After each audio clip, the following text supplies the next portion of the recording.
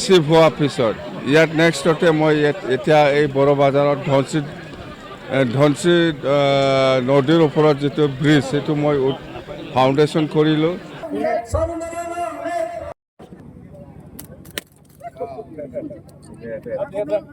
BTC চৰকাৰ গঠন হোৱাৰ পিছত প্ৰথমবাৰ মই আজি ভেৰগাঁও সাব ডিভিজনত ননৈ চামৰাং এই অঞ্চলত খোৱা পানীৰ আঁচনি আমাৰ জয়ন্তমল্ল বৰুৱা ডাঙৰীয়াৰ নেতৃত্বত যেটো খোৱা পানী আঁচনি JJMৰ সেইটো মই উদ্বোধনী কৰিছোঁ প্ৰথম চিফ হোৱাৰ পিছত। ইয়াত নেক্সটতে মই এতিয়া এই বড় বাজাৰত ধনশী নদীৰ ওপৰত যিটো ব্ৰিজ সেইটো মই ফাউণ্ডেশ্যন কৰিলোঁ। ইয়াৰ নেক্সটত আমাৰ এতিয়া আমাৰ দলৰে বিজয় উৎসৱ আছে। ইয়াৰ লগত আমাৰ যিটো BTC চুক্তি দ্বাৰা যিটো নতুন আমি ডিষ্ট্ৰিক্ট পাবলৈ সক্ষম হৈছে ইয়াৰে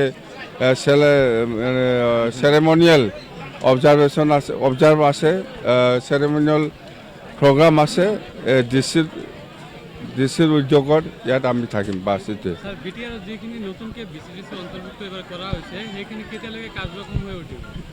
নাই এইটো এতিয়ালৈকে তাৰমানে BCDC যিখিনি গঠন হ'ব লাগে কমপ্লিট হোৱা নাই, অতি সোনকালে কমপ্লিট হ'ব। আৰু আমাৰতো স্পষ্ট কথা 50% ওমেন 50% জেন্টছ সেইটো চলি আছে। এফচুটো আজি নতুন কথা নহয়, এফচু আন্দোলন কৰিবই মেলা। কোনে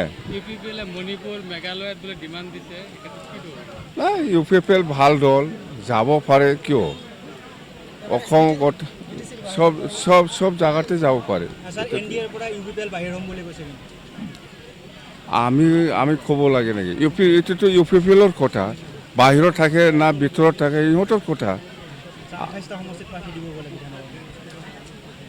দিব দিয়ে